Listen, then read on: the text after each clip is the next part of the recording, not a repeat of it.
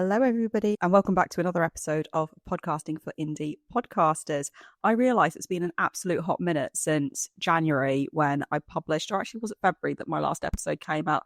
I can't remember. I do remember, though, that at the beginning of the year, I did say that I was going to be way more consistent with the podcast, but you know what? I switched jobs at the beginning of the year with the kids as well. Oh my God, it's been a great quarter of the year, or great first quarter of the year, I should say, but it has just been busy. And I'm afraid it's just meant that I just haven't had a chance to sit down and record an episode, which is crazy that I had this beautiful plan set up and it was all ready to go. And I was going to record, publish weekly and do bonus episodes and all the stuff. And do you know what? We're now halfway through April and just none of that has happened. But I think that just demonstrates you don't have to be consistent with weekly episodes in order to have a successful podcast, because I still have been checking in on my stats and I appreciate that I haven't really been posting on social media in the last couple of months either to advertise the podcast.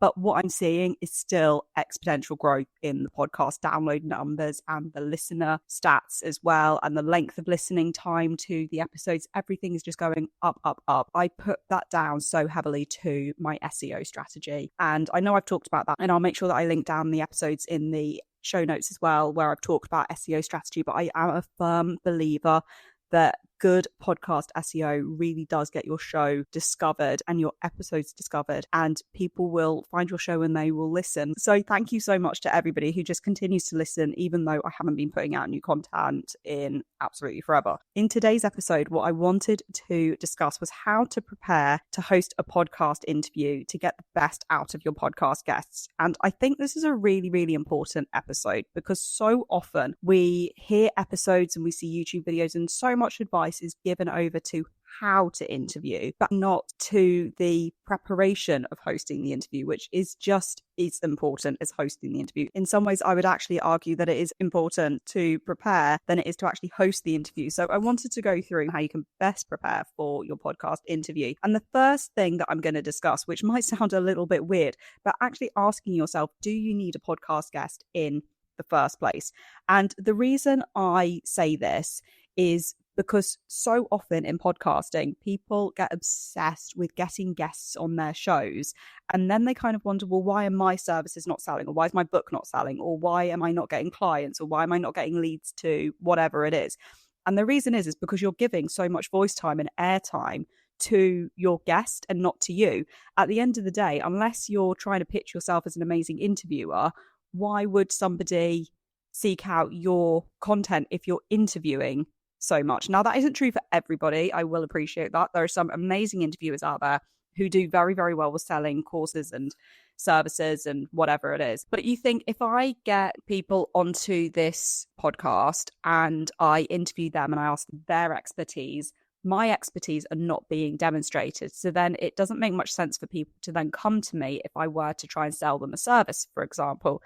So you really need to be considering to yourself is, do you need a guest in the first place? Now, I've already said that some podcast shows, the whole premise of the show is to interview. We've got examples like the Life Shift podcast and We Need to Talk podcast. I'll have them both linked down in the show notes if you haven't listened to either of them. Both, in my opinion, very, very good podcasts. The whole point of them is interviewing other people to their stories. So without guests, those are just never going to work. But it is important to consider that if you're trying to sell something through your podcast or trying to gain someone as a client or whatever it is, then actually is having somebody else on the show hindering a potential sale or a potential client sign up? And are you just sending your potential clients to somebody else, i.e. the person that you're interviewing? The next thing that we're going to talk about is finding the right guest to interview. Because in my opinion, this is my opinion only, too many shows interview just whoever is available to be interviewed. And you see people all the time, they reach out on social media with really, really vague posts of, who's available to come on my show? Your show about what exactly? And who is it that you want to interview? And what expertise do you want them to bring? What conversation do you want them to bring? You need to vet your podcast guests appropriately, because otherwise you just land the risk interviewing somebody who just isn't the right fit for your show. And that's potentially just going to turn your audience away. I'm not saying this in a really high and mighty way, because I have been there myself. I have interviewed people. They weren't right for the show. It was a complete disaster, to the point that I never actually ended up publishing the episode. It was a waste of everybody's time, and it was just yeah, it was a hot mess.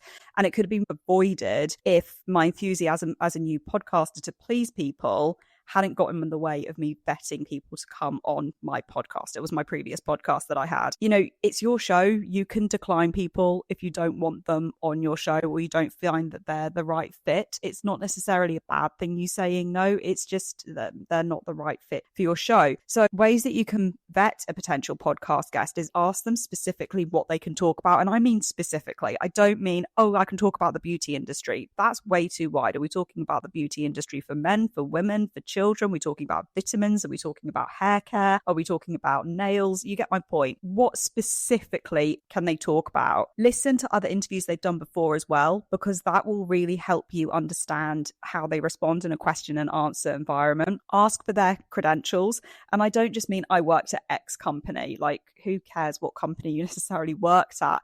It's your experience that's going to be relevant. So for example, if you're doing a show all about, I don't know, all about IT systems in a company, then is necessarily talking to somebody who didn't work in the IT department the right person, for example? Once you have got your guest all lined up, what you're now going to do is think about the structure of your podcast interview.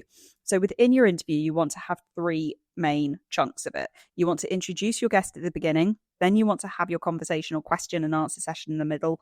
And then finally, your third part is to wrap up your learning points from the episode, any contact details for your guest and thanking them generally for being on the show. So let's break that down a little bit further, because when you introduce your podcast guest, you need it to be quick and snappy. I don't mean a 10-minute introduction of everything that they've ever done from elementary school all the way to the present day, because people don't need to know that. They need to know who they're listening to, so their name, and a really snappy couple of sentences at absolute most as to why they are there. If you think about TV shows, when they're introducing a guest, it's, hi, this is so-and-so, and they've just written a book about this, and that's what they're going to talk about today. Or they are on this show, and they're going to talk about their experience of filming this particular storyline. They're not giving every single credit that this person has ever got in their lives. So you really need to condense it down, and don't feel guilty. If someone sends you over like a page-long bio, don't feel like you need to read that out either, because your audience don't need to know that information. Next, you're going to plan your conversation and questions. So just think to yourself when you're planning, what is the end goal of this interview? What information do I want my audience to walk away with? And once you've clarified that, you can then work backwards and come up with the questions that will help deliver this information to your listeners. Now, some podcasters like to have a really strict set of questions that they don't deviate from. And other people like me will have maybe 3 or 5 questions that we'll use to get started, but then you'll deviate depending on where the conversation goes. And whichever approach you take, I would always recommend giving your podcast guests the questions or rough idea of questions you'd like to ask them ahead of recording the podcast interview, because some people are planners and some people will turn around and go, I don't want to know the questions. I'm just going to fly by the seat of my pants and just see what happens. But other people will want to know a vague direction that the interview is going to take. And then finally, you're going to wrap up your conversation, because you've got through your introduction, you've got through the whole interview, but you need to effectively wrap it up. You can't just kind of stop, or your audience and the person you're interviewing are going to be a little bit lost. So what's really good is asking your podcast guest if they have a freebie or an offer that they'd like to promote at the end of the interview. And it's important to clarify before you actually hit record that you stress to your guests that you will give them the opportunity to pitch their freebie or whatever it is or offer at the end of the interview, because what you don't want is your listeners to just think that you've got this person on purely to sell to them. I also ask the guests for links that we can include in the show notes, and then I also direct listeners to those links whilst wrapping up the episode. Finally, don't forget to publicly thank your guests, because they have given up their time to be on your podcast, probably a good hour and a half, sometimes even a couple of hours. You know, I've had the fortune of interviewing people on my previous podcast whose time is worth, I'm not even kidding you, like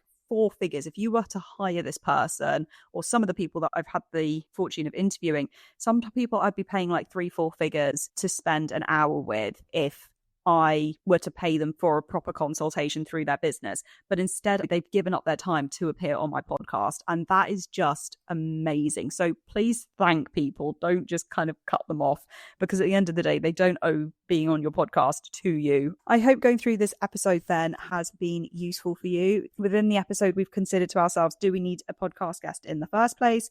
How to find the right guest to interview, and also how to structure your podcast interview as well. What I'm also going to do is link an episode down below all about podcast guest release forms. We haven't covered that in this episode, but if you're having a podcast guest on your podcast, I'd highly recommend using a podcast guest release form. So I'm going to post a link to that episode down in the show notes, and I'd recommend listening to that next after you're done with this one. In the next episode, we are going to continue this conversation, and we are going to consider the 8 ways to prepare your podcast guest. I will see you next episode.